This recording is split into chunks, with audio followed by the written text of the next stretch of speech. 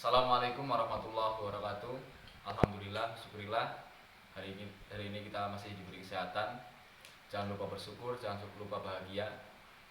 Eh, jangan lupa juga kita selalu senantiasa panjatkan sholawat, panjatkan salam kepada Nabi Muhammad, karena kita adalah golongan orang-orang Islam yang tentunya tidak lain kita mengharap syafaat beliau. Pada malam hari ini saya akan mencoba menjelaskan ataupun mempresentasikan hasil dari makalah saya yang mana menjelaskan tentang fisika dan Al-Qur'an. Nah, dalam materi fisika tersebut di sini saya mengambil momentum dan impuls. Pada mata kuliah fisika dan Al-Qur'an, tentunya ada keterkaitan antara ilmu sains dan ilmu Al-Qur'an.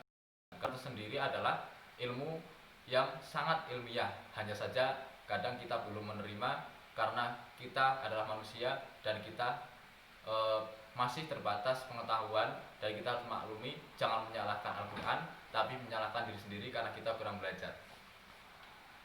Pada materi tersebut ada dua materi yang bisa dikatakan, satu adalah sains, yang satu adalah keagamaan ataupun Al-Quran. Nah, tentunya nanti akan dijelaskan satu persatu bagaimana dalam fisika, bagaimana dalam Al-Qur'annya. Nah, dari keduanya nanti akan dikaitkan.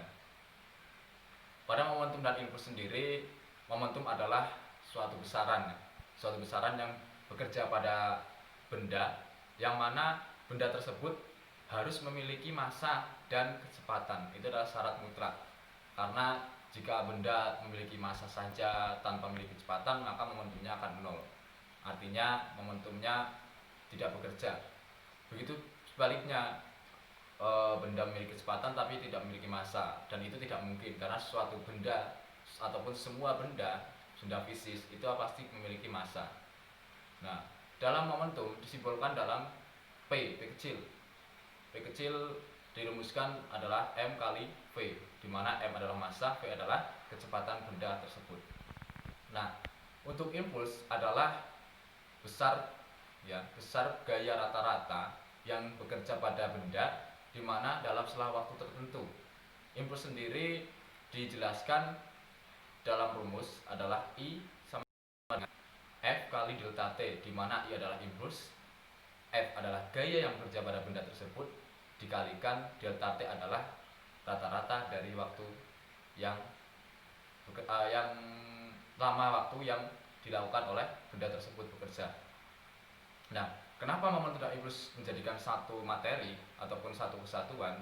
Karena di sini jika kita menarik dari persamaan keduanya, maka akan mendapatkan suatu kesamaan, yang mana jika F dikalikan delta T itu sama dengan MVT dikurangi MV0, di mana MVT adalah menjelaskan momentum benda pada waktu sekian atau T, dikurangi MV0 adalah momentum benda pada posisi atau waktu awal gitu.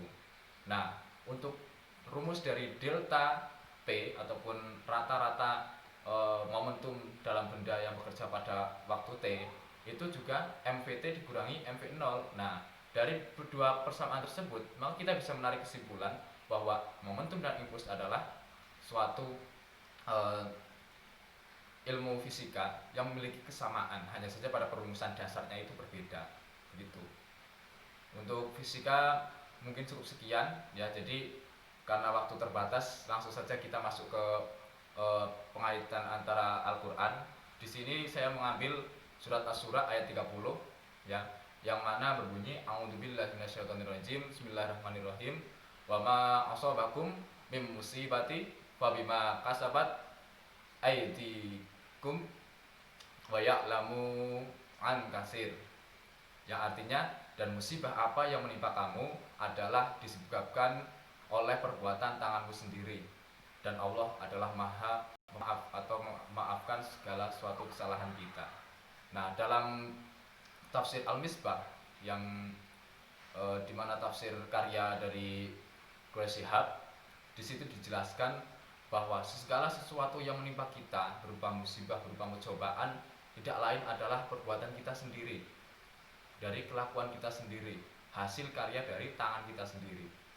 Di situ dijelaskan juga, ditegaskan juga Allah itu maha suci, yang mana Allah tidak akan bisa ternodai dengan sesuatu hal yang diberikan kepada hambanya berupa cobaan ataupun berupa musibah.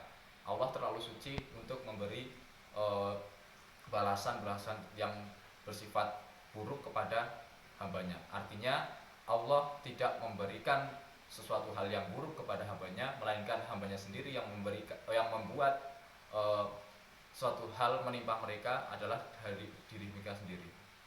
Nah, mengapa saya mengambil ayat tersebut? Karena saya tertarik pada lafaz kasabat, yang mana artinya adalah perbuatan.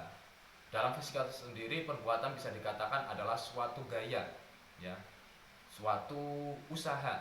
Nah, di mana suatu benda jika memiliki gaya maka akan memiliki resultan atau hasil yang mana tidak luput dari usaha. Nah, di sini bisa kita pahami ya. Jadi kedua antara impuls dan momentum dan ayat Al-Quran tersebut, surat Asy-Syura ayat 30 adalah ada keterkaitan, yang mana satu menjelaskan perbuatan, yang satunya berhubungan tentang gaya, ya. Jadi di situ titik kesamaannya. Kita ambil contoh mobil, ya. Jadi jika ada mobil, pastinya mobil karena benda fisis, kita melihatnya pada benda fisisnya pasti memiliki massa.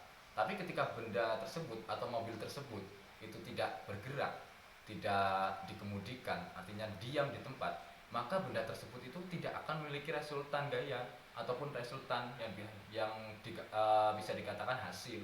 Itu sama halnya yang dijelaskan dalam surat Asy-Syura, adalah sebuah perbuatan. Jika manusia tidak melakukan perbuatan, tidak melakukan tindakan, dan bahasa gaulnya kita menyebut apa?